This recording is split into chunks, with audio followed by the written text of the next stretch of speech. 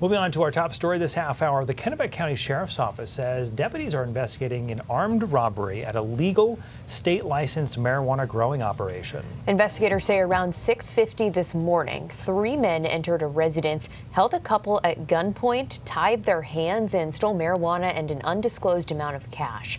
The Sheriff's Office says the couple was held for about 3 hours, but were not injured. Dispatchers say details were limited when they arrived because the caller spoke little English. The incident remains under investigation.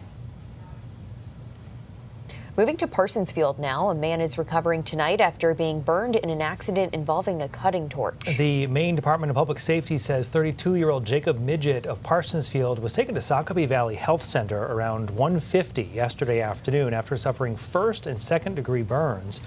Investigators say he was using a cutting torch on 50-gallon metal barrels when gasoline vapors inside one of those barrels ignited.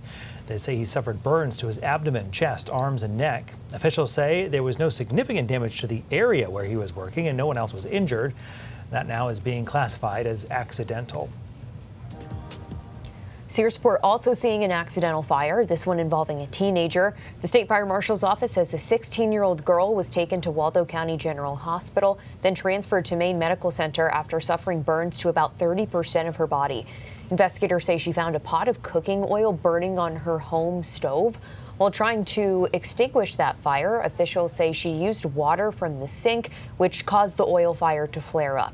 The Fire Marshal's office is reminding people, if it is safe to do so, turn off the heat and cover the pan with a metal lid or baking sheet to smother the flames, and never use water on a grease fire.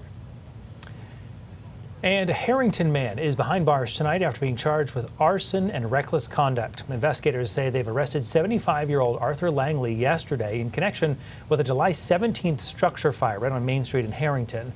Officials say Langley is accused of causing that fire. He's being held at the Washington County Jail waiting his first court appearance. Those charges come as another historic church in Washington County works to recover from an arson. Leaders at the Dennysville Edmonds Congregational Church are looking ahead after an arson fire damaged the historic building. According to the Maine State Fire Marshal's office, the fire was intentionally set near the rear of the church on King Street last Monday morning. Organized in 1805, the historic church has been a cornerstone of the community for generations. Church leaders say while the damage is frustrating, their focus remains on recovery, rebuilding, and continuing the church's mission. We are saddened by it, but we're not discouraged. These things happen in life, and it could have, I think, first of all, I would say we are all grateful it was not worse. It could have got into the building, in which case, who knows what would have happened. Church officials say the congregation is insured, but there is not yet an estimate for the cost of repairing the damage. Today, 3 new Maine laws limiting cooperation with federal immigration authorities are now in effect. Those laws, known as ICE Out laws, create new restrictions for how local enforcement, public schools, state healthcare facilities, and landlords can interact with federal immigration agents. Also today, the ACLU of Maine filed 5 administrative claims against federal immigration agencies, alleging civil rights violations of federal agents by federal agents in 3 separate incidents. One of those claims involves the death of Johann Sebastian Guerrero, who was shot and killed by an ICE agent in Biddeford just this month. The claims involve allegations including unlawful detention and use of force. The ACLU says the filings are part of a national effort involving more than 50 claims across the country. Also going into effect today, changes that could impact affordability, housing, childcare, education, and public safety across Maine. Among the new state laws, a $300 relief check for more than 500,000 Mainers, a ban on cell phones in K-12 classrooms, and new investments in affordable housing. Also now in effect, higher pay for some teachers, expanded child care affordability programs, and an extension of Maine's affordable housing tax credit.